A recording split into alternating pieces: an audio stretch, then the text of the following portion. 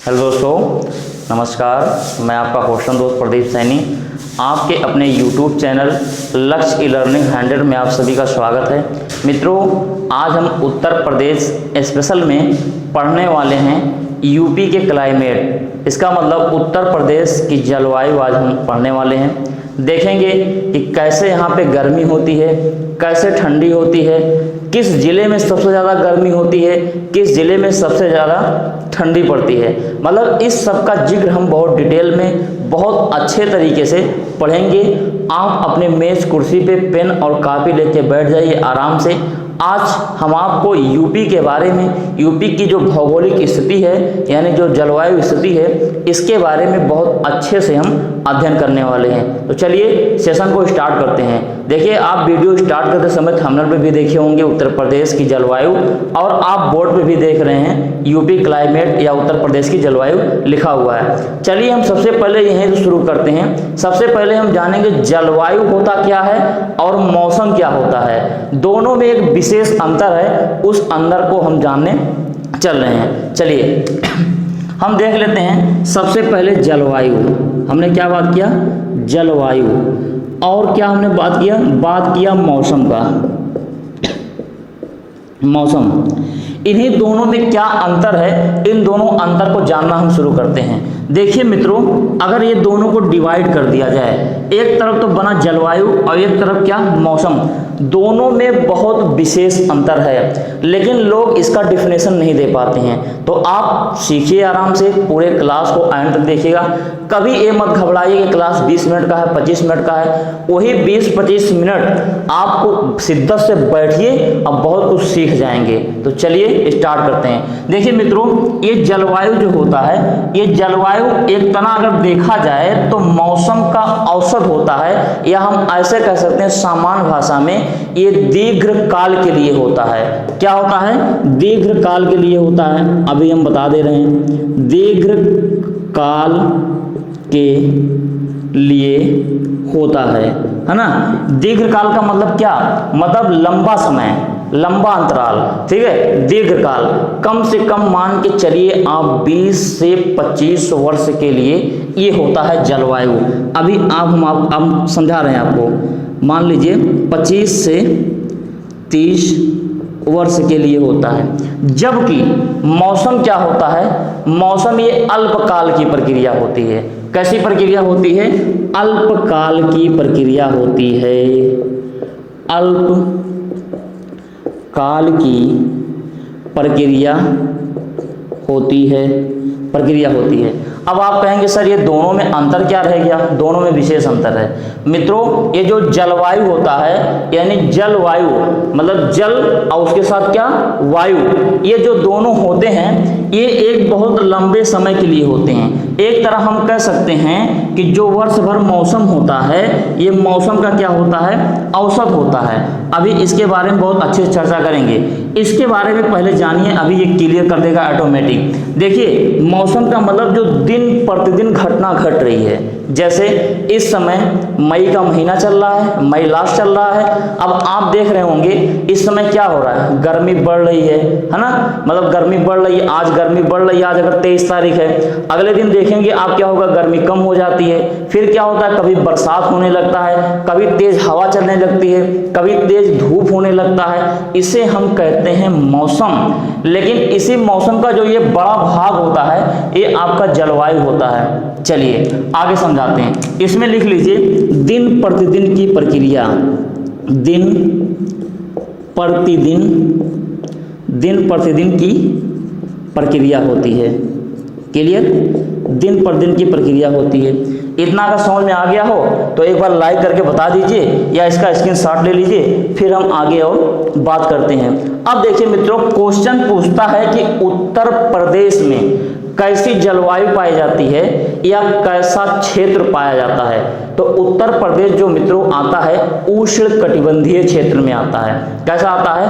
उष्ण कटिबंधीय क्षेत्र में आता है। बहुत बारीकी से समझिएगा, एकदम बहुत आराम से, बहुत अच्छे तरीके से मैं समझाने वाला हूं। अब देखिए कैसे उष्ण कटिबंधीय क्षेत्र में आता है। इसको हम रेज कर दे रहे हैं। अब आपको बताते हैं, बहुत आराम से बनाते रहिएगा नोट साथ में और देखते रहिएगा। अब देखिए, अगर आप पृथ्वी को जोन में बांटना जानते होंगे तो इस चीज़ को बहुत अच्छे से आप समझ जाएंगे। ये क्या रहा अपना, पृथ्वी रहा अपना। अब इसी पृथ्वी पे हम देखते हैं कि बीच में ये कौन सी रेखा है, 0 डिग्री रेखा है, जिसे हम क्या कहते हैं, भूमध्य रेखा कहते हैं। लेकिन ऊपर चलते हैं 23.5 डिग्री एक रेखा पाते हैं, जिसे हम क्या कहते हैं, 23.5 डिग्री रेखा को क्या कहते हैं, कर्क रेखा कहते हैं। ये कहते हैं ना, इसको क्या कहते हैं, विषुवत रेखा कहते हैं, विषुवत रेखा या भूमध्य रेखा या मेरिडियन लाइन कहें। लेकिन 23.5 डिग्री जब दक्षिण में चलते हैं 0 डिग्री से, तो इसको कहते हैं हम मकर रेखा। कैसी रेखा कहते हैं, मकर रेखा। इसका मान कितना होता है, 23.5 डिग्री साउथ और ये 23.5 डिग्री नॉर्थ होता है। क्लियर। चलिए अब हम आपको दिखाने वाले हैं कि कैसे उत्तर प्रदेश जो है उष्ण कटिबंधीय जलवायु वाले क्षेत्र में आता है। बहुत ध्यान से देखिएगा। देखिए मित्रों, हमने आपको बताया है कि अपना प्यारा भारत कहाँ पे है, एक कर्क रेखा पे स्थित है। कई बार हमने बताया है, आप देखे भी होंगे, नहीं देखे होंगे तो हम इस डिस्क्रिप्शन बॉक्स में जो है अक्षांश एवं देशांतर रेखा का लिंक पिन कर देंगे और उस पिन से जाके आप लिंक को क्लिक करके आप देखिएगा। पहले इस चीज़ को समझने का प्रयास करिएगा। उष्ण कटिबंध, उपोष्ण कटिबंध, है ना, शीतोष्ण कटिबंध, शीत कटिबंध। इस चीज़ को जब समझेंगे तो ऑटोमेटिक आप उत्तर प्रदेश में क्या क्षेत्र है, वहाँ की क्या जलवायु है, आप जान जाएंगे। तब भी समझाते हैं। ये अपना भारत है, भारत के बीचों बीच से कौन सी रेखा गुजरती है, कर्क रेखा गुजरती है। हम जान रहे हैं कर्क रेखा कौन कौन राज्यों से गुजरती है। अगर देखा जाए तो यहाँ देखते हैं गुजरात, हल्का सा राजस्थान, उसके बाद मध्य प्रदेश के बाद आप आगे बढ़ते हैं तो देखते हैं अपना छत्तीसगढ़ है और यही यूपी है। तो उसी बीच से छत्तीसगढ़ से होते हुए क्या करती है, क्रॉस कर जाती है। इसका मतलब अपने भारत में यहीं पर जो आपका यूपी है यही कहीं उत्तर प्रदेश है। तो आप देखते हैं कि कर्क रेखा के ऊपर, मतलब कर्क रेखा के ऊपर जो है देखते हैं अब कैसा, मतलब कौन सा राज्य है, उत्तर प्रदेश है। वैसे हालांकि कर्क रेखा के उत्तर में बहुत से राज्य आते हैं, लेकिन हम यूपी स्पेशल पढ़ रहे हैं, उत्तर प्रदेश स्पेशल पढ़ रहे हैं, तो केवल उत्तर प्रदेश स्पेशल की हम बात आपसे कर रहे हैं। देखिए अब ये कर्क रेखा के उत्तर में है। अब हम आपको समझाने का प्रयास करते हैं। मित्रों, जो ये क्षेत्र होता है, मतलब कर्क रेखा से लेके मकर रेखा का जो ये क्षेत्र होता है बीच को, इस क्षेत्र को हम कहते हैं उष्ण कटिबंध। क्या कहते हैं, उष्ण कटिबंध। ध्यान से समझिएगा, उष्ण कटिबंध। लेकिन कर्क रेखा से जब ऊपर बढ़ते हैं यहाँ पे 66.5 डिग्री पे, कितना, 66.5 डिग्री नॉर्थ, ठीक है। तो अब 66.5 डिग्री साउथ जब चलते हैं, 66.5 डिग्री साउथ, तो जो ये क्षेत्र होता है, ये वाला क्षेत्र, इस क्षेत्र को हम लोग कहते हैं उपोष्ण। क्या कहते हैं, बना देते हैं तो बताते हैं। इसको हम कहते हैं उपोष्ण या शीतोष्ण कटिबंध। मतलब अगर इस दोनों को मिला दिया जाए तो इसे हम कहेंगे उपोष्ण आब्लिक शीतोष्ण कटिबंध। समझ में आ गया। देखिए हमने कहा ये जो कर्क रेखा से मकर रेखा के बीच का क्षेत्र होता है इसे हम कहते हैं उष्ण कटिबंध। लेकिन 23.5 डिग्री से उत्तर 66.5 चलते हैं, या 23.5 डिग्री मकर रेखा से हम 66.5 यहाँ चलते हैं, तो ये वाला क्षेत्र और ये वाला क्षेत्र क्या कहलाता है, उपोष्ण कटिबंध कहलाता है या शीतोष्ण कटिबंध कहलाता है। और जो ये ध्रुवीय प्रदेश होते हैं ऊपर वाला और ये नीचे वाला, इसे हम कहते हैं शीत कटिबंध। बात समझ में आ गई, समझ में आ गया और थम्स अप कर दीजिए। अब देखिए, अब बात आती है अपने इस उत्तर प्रदेश की। अब अपने उत्तर प्रदेश की बात आती है तो ये तो रहा अपना भारत, ये भारत का ऊपरी पोर्शन है, यही कहीं उत्तर प्रदेश है। हम आपको एक मैप पीडीएफ में भेजेंगे। हमारा जो चैनल है टेलीग्राम, लक्ष्य ई लर्निंग 100, लक्ष्य ई लर्निंग 100, आप उस पर जाइएगा, हम पीडीएफ नोट्स भेजेंगे, उसमें आप देखेंगे कि एक भारत का मैप बना होगा, उसमें एक उत्तर प्रदेश होगा जो पिंक कलर से इंगित किया होगा, स्पेशल आपको उत्तर प्रदेश को दिख रहा होगा।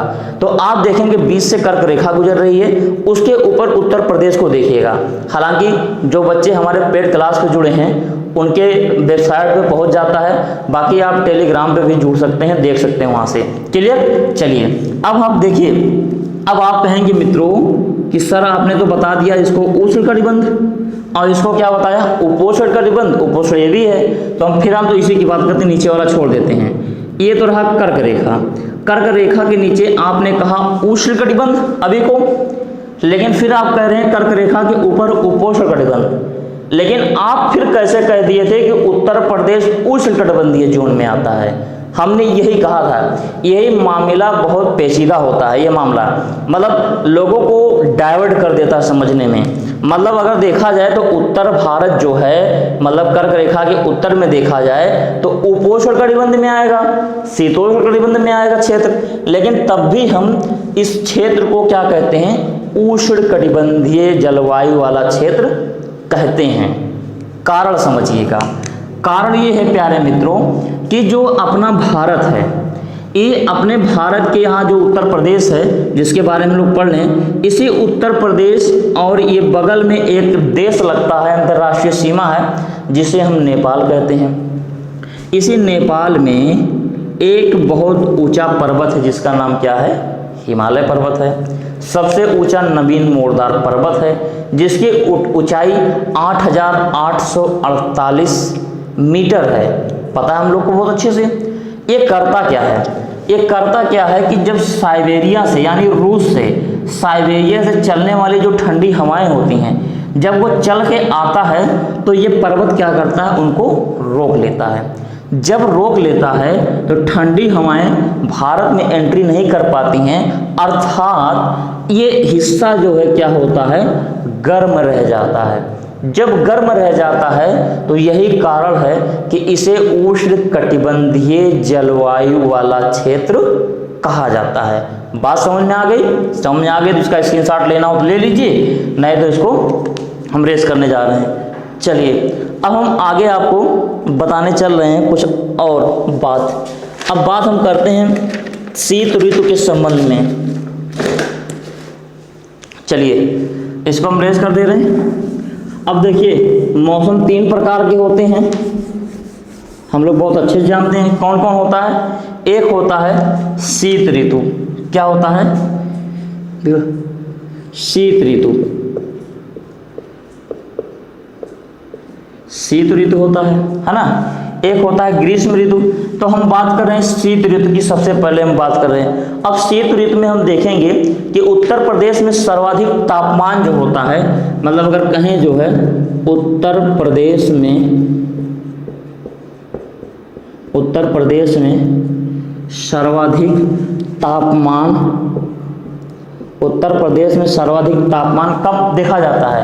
ये देखा जाता है मई अंतिम में, यानी मई अंतिम कहें या लास्ट कहें, मई अंतिम में। और कब देखा जाता है? और जून में।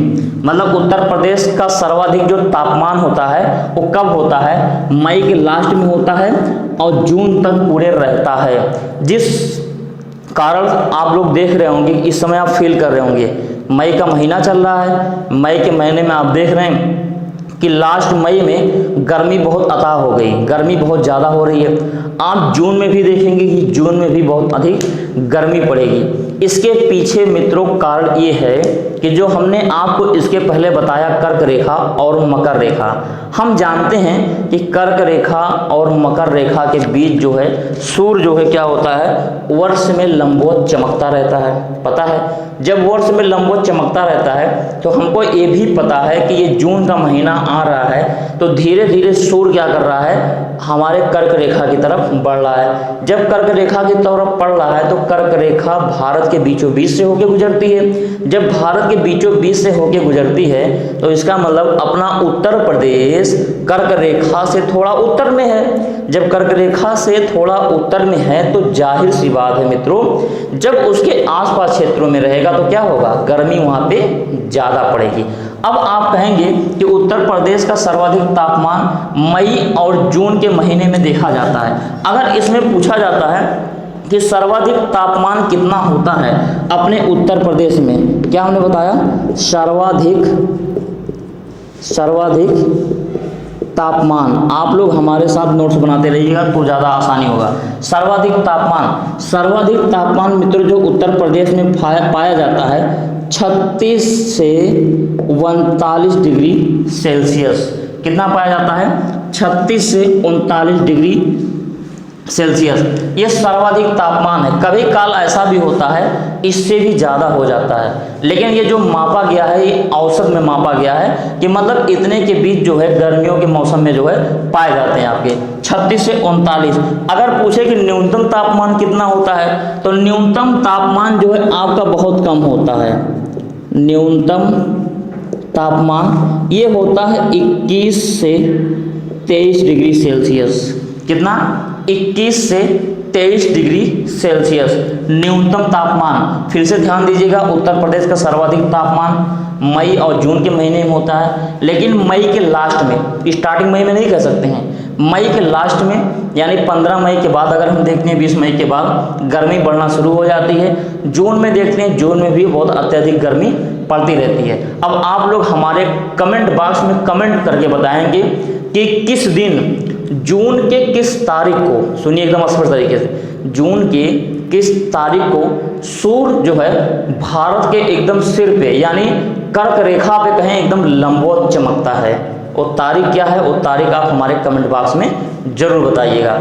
जो व्यक्ति बताएगा, जो मित्र बताएंगे, हमारे अगली वीडियो जब हम बनाएंगे तो अगली वीडियो में जरूर हम उनके नाम का जिक्र करेंगे स्टार्टिंग में, देखिएगा। चलिए, सर्वाधिक तापमान हमने बताया 36 से 39 डिग्री सेल्सियस। न्यूनतम तापमान कितना होता है, 21 से 23 डिग्री सेल्सियस। इसका फट से स्क्रीनशॉट लीजिए, फिर हम बताते हैं आगे।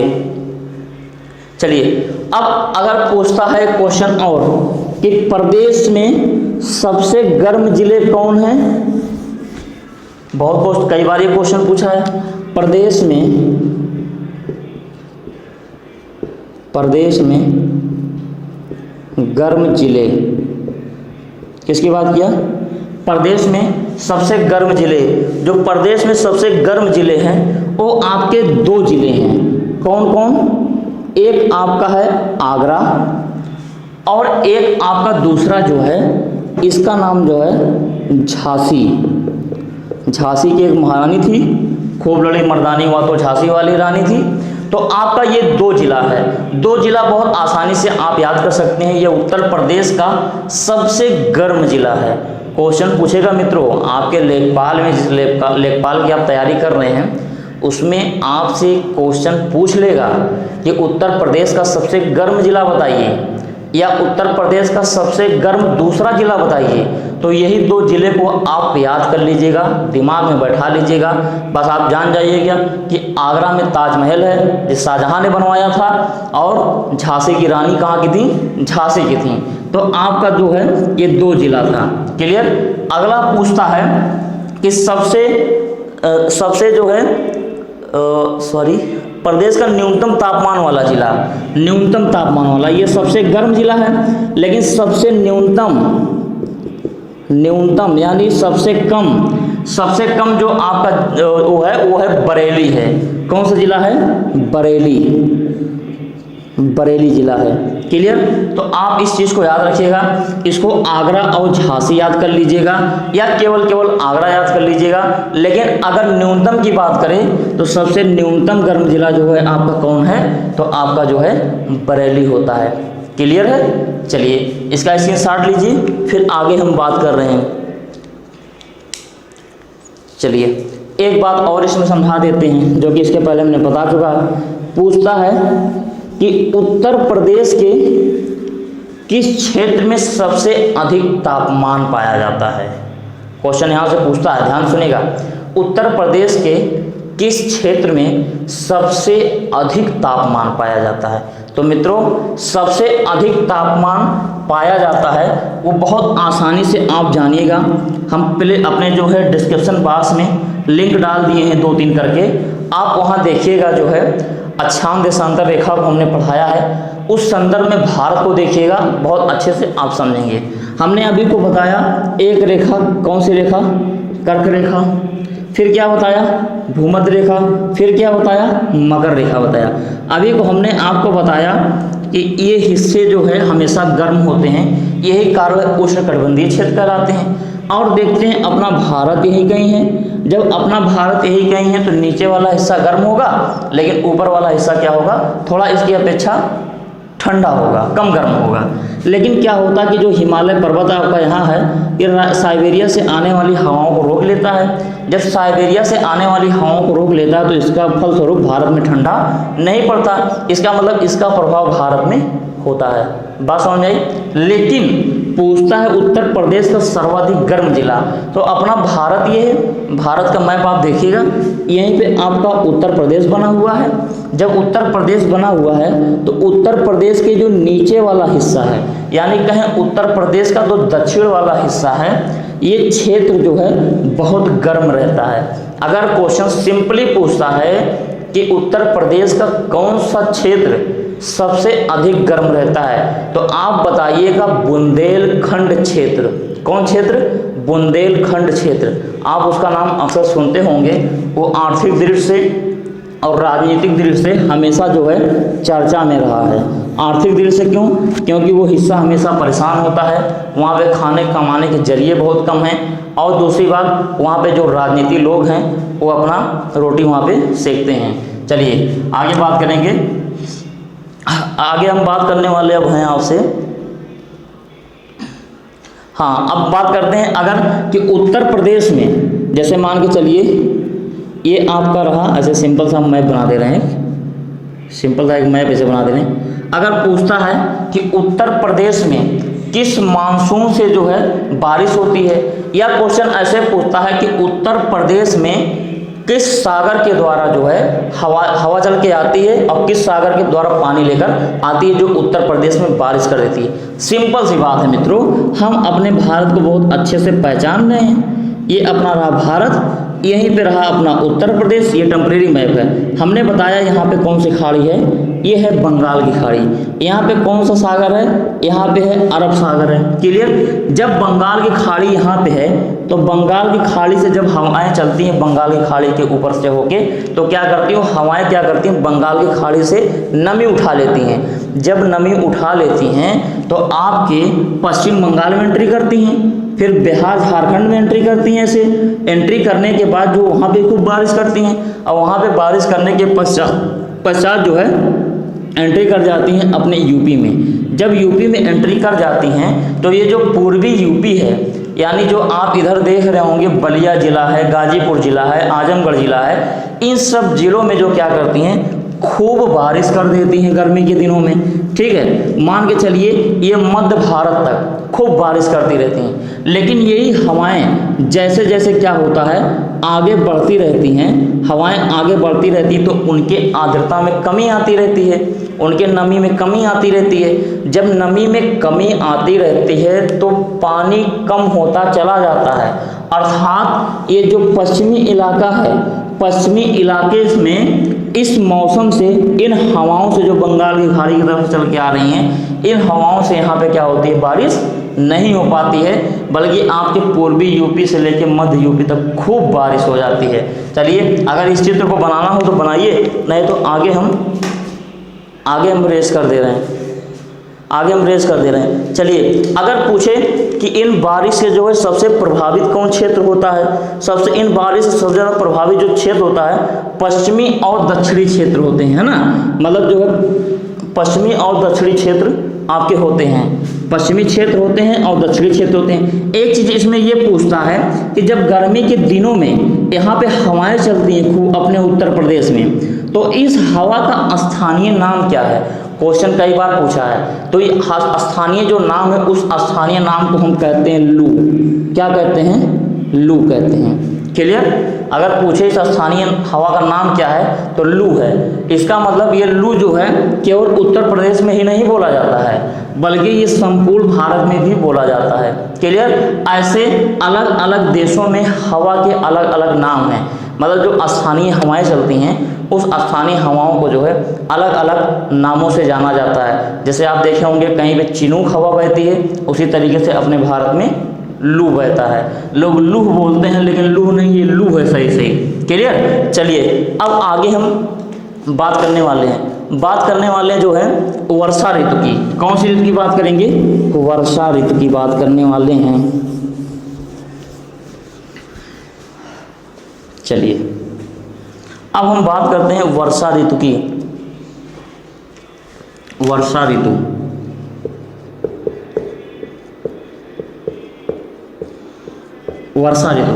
अगर पूछे ये वर्षा ऋतु की शुरुआत कब होती है तो वर्षा ऋतु की शुरुआत जो है राज्य में जो है अंतिम जून में प्रारंभ होती है।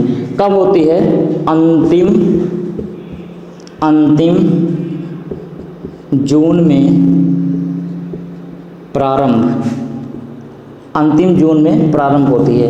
देखिए मित्रों, अक्सर आप देखते होंगे ये अंतिम जून जो है ये तो किताबों का डाटा होता है, लेकिन वास्तविकता क्या होती है कि आप देखते होंगे कि 10 जून या 12 जून 13 जून तक बारिश आपके उत्तर प्रदेश में हो ही जाती है।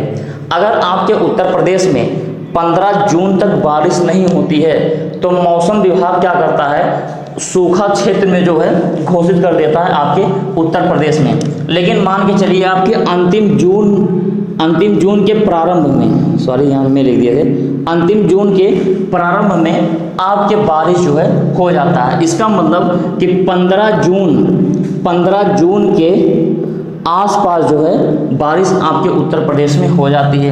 अगले पॉइंट की अगर हम बात करें तो अगले पॉइंट जो है मानसून बंगाल की खाड़ी से आता है, ना कि अरब सागर से आता है। क्या लिखें?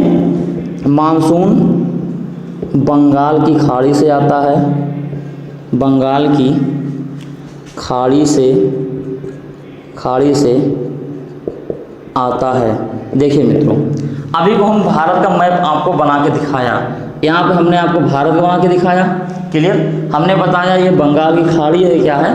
अरब सागर है। अब देखते हैं उत्तर प्रदेश यहाँ है।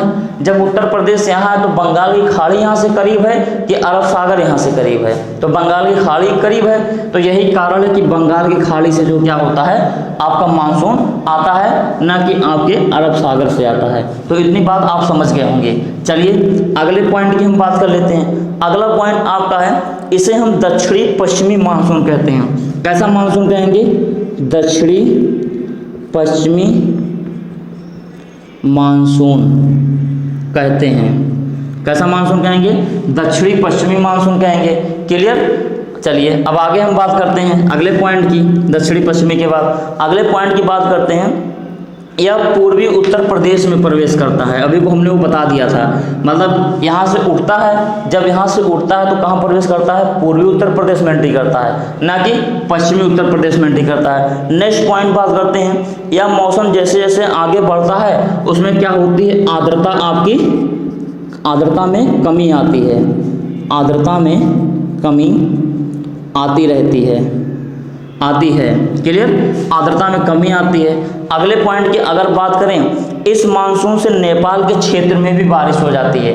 देखिए मित्रों, हमने बताया ये आपका उत्तर प्रदेश है। उत्तर प्रदेश है, ये अंतर्राष्ट्रीय सीमा किससे लगता है? नेपाल के बॉर्डर से साझा करता है। जब ये हिस्सा बारिश यहाँ से उड़ती है तो आपके उत्तर प्रदेश तो प्रभावित होते ही हैं, लेकिन उत्तर प्रदेश से ये डाइवर्ट होके आपके नेपाल के क्षेत्र में भी चला जाता है हवाएं। और जब हवाएं वहाँ पहुँच जाती हैं तो इससे उसमें आर्द्रता होती है, और आर्द्रता होने के कारण क्या होता है? उन क्षेत्रों में भी खूब बारिश हो जाती है। तो इतना आप समझ गए होंगे। अब अगली पॉइंट हम आपको समझा देते हैं। जबकि इसमें बता देते हैं, जबकि दक्षिणी पश्चिमी क्षेत्र में क्या होता है? वर्षा कम होता है ना। जबकि दक्षिणी हिस्सा और ये जो पश्चिमी हिस्सा है यूपी का, उन क्षेत्रों में क्या होती है? बारिश बहुत कम होती है। तो इतना आपको समझ में आ गया होगा। इसका स्क्रीनशॉट ले लीजिए। फिर आगे हम बताते हैं कुछ और। चलिए इसमें पॉइंट और हैं, 2-4 पॉइंट और हैं, उसको नोट कर लीजिए, जिससे अगर क्वेश्चन कहीं से भी पूछे किसी प्रकार की कोई दिक्कत आपको ना हो। पूछता सर्वाधिक वर्षा वाला जिला, क्या सर्वाधिक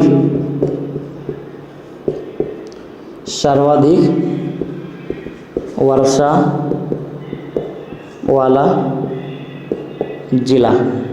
सर्वाधिक अगर वर्षा वाला जिला पूछे तो योगी आदित्यनाथ का जिला है। किसका जिला है?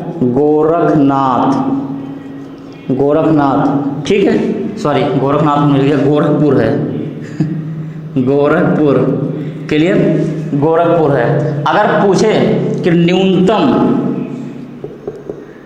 न्यूनतम वर्षा वाला जिला, तो आपका जो है मथुरा है। क्या है? मथुरा है। ये दोनों एक पॉइंट को एकदम नोट कर लीजिएगा आप। सर्वाधिक वर्षा वाला जिला मतलब अपने उत्तर प्रदेश में सर्वाधिक बारिश कहाँ होती है? तो गोरखपुर में होती है। सबसे कम बारिश कहाँ होती है? तो आपके मथुरा जिला में होती है। चलिए इसका स्क्रीनशॉट लीजिए, फिर आगे हम बात कर रहे हैं। अगर पूछे उत्तर प्रदेश में औसत कितनी होती है बारिश, अगर औसत बारिश पूछे उत्तर प्रदेश में औसत वर्षा, तो कितना बताएंगे आप? 70 सेंटीमीटर। कितना? 70 सेंटीमीटर आपके उत्तर प्रदेश में बारिश होती है। अगला अगर पूछता है कि बंगाल की खाड़ी से उत्तर प्रदेश को, देखिए मित्रों, जो बंगाल की खाड़ी से हवाएं आती हैं कितने प्रतिशत बारिश आपके उत्तर प्रदेश में कर देता है? तो 75 से 80% वर्षा आपके बंगाल की खाड़ी से आने वाली हवाओं के द्वारा हो जाती है। इतना आ गया। चलिए अब चलते हैं हम लोग लास्ट बिंदु की तरफ, आगे फिर आपको बताते हैं।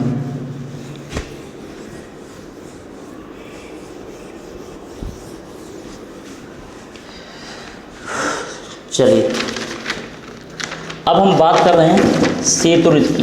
किसकी बात कर रहे हैं? शीत ऋतु की। शीत ऋतु कब होता है इसको देखेंगे। तीनों मौसम को हम देख लेते हैं। शीत ऋतु।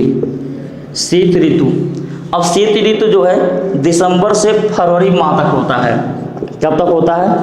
दिसंबर से फरवरी माह तक। दिसंबर से जो है फरवरी माह तक होता है। धरातल पर तापमान कम होने के कारण जो है प्रेशर हाई होता है इस समय, है ना।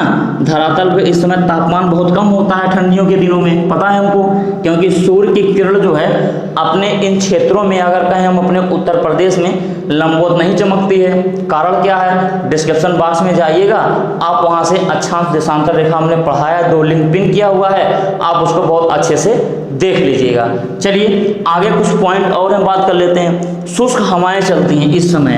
कैसी हवाएं चलती हैं? शुष्क हवाएं। कैसी हवाएं चलती हैं? शुष्क हवाएं। इसमें क्या होती है? इन हवाओं में नमी पाई जाती है। जब आप देखते होंगे ठंडी के मौसम में शुष्क हवा चलती है, तो शुष्क हवा में आपके कैसे नमी होती है हवाओं में। नमी होने के कारण हवाएं ठंडी होती हैं। चलिए आगे बात कर रहे हैं। उत्तर प्रदेश में जनवरी व फरवरी माह में पश्चिमी विक्षोभ से बारिश होती है।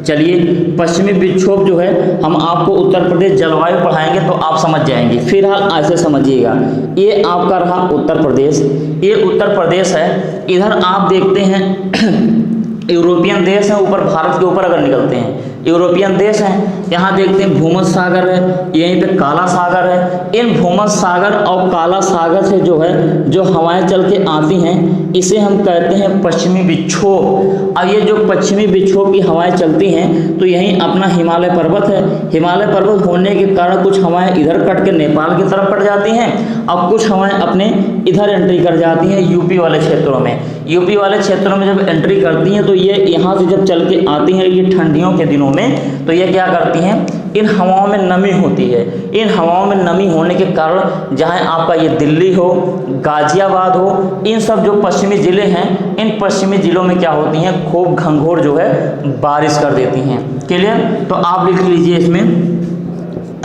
पश्चिमी विक्षोभ से बारिश, पश्चिमी विक्षोभ से वर्षा। क्लियर? कब? ठंडी के दिनों की बात हो रही है, गर्मी में नहीं, ठंडी के दिनों की बात हो रही है। अगला बात कर ले रहे हैं कि मध्य उत्तर प्रदेश में वर्षा कम, अर्थात जनवरी फरवरी में बारिश कम होती है। देखिए कहने का मतलब जहाँ इधर से जब हवाएं चलती हैं, बंगाल की खाड़ी वाला जो हमने बताया ग्रीष्म ऋतु में, और जहाँ ठंडी में जब इधर से हवाएं चलती हैं, लेकिन ये जो मध्य यूपी होता है, ये मध्य यूपी में बारिश बहुत कम होती है, क्योंकि जहाँ हवाएं इधर से चल के आती हैं तभी यहाँ से पहुँचते पहुँचते क्या होती है, उसमें आर्द्रता कम हो जाती है। जब आर्द्रता कम हो जाती है तो बारिश यहाँ पे कम होती है। जब ये पश्चिमी विक्षोभ चल के आता है ठंडियों के दिनों में, यहाँ को घंघोर बारिश कर देती है, अर्थात यहाँ तक पहुँचते पहुँचते क्या होता है, उसमें आर्द्रता कम हो जाती है, अर्थात मध्य उत्तर प्रदेश में जो है बारिश बहुत कम हो पाती है। तो मित्रों ये रहा आपका सेशन। हम उम्मीद करते हैं ये सेशन आपको बहुत अच्छे से समझ में आ गया होगा। हम स्क्रीन साइड हो रहे हैं, स्क्रीन शॉट लेना हो ले लीजिए, फिर आगे कुछ बात करते हैं। चलिए मित्रों, हम उम्मीद करते हैं ये सेशन आपको बहुत अच्छा लगा होगा, बहुत मज़ा आ गया होगा पढ़ने में। इसी तरीके से हम बहुत ही इम्पॉर्टेंट फैक्ट लेके आपके सामने आते रहेंगे। क्लियर? हमारे लेखपाल की बैच बहुत ही धूम धड़ाके से जो है चल रही है। लगातार जो है 5-6 क्लासें दिए जा रहे हैं। हालांकि इधर 4-5 दिन से आपको लगातार 5-6 क्लासें नहीं मिली होंगी, बल्कि 2-3 क्लासें मिली होंगी, लेकिन आगे से कंटिन्यू जो है सारी क्लासें जारी रहेंगी। एक बात लास्ट में कहना चाहूँगा कि जो भी हमारे मित्र अभी तक चैनल को सब्सक्राइब नहीं किए, चैनल को सब्सक्राइब कर लीजिए, बेल आइकन को प्रेस कर दीजिए और अधिक से अधिक अपने मित्रों को शेयर भी कर दीजिए। Okay, thank you.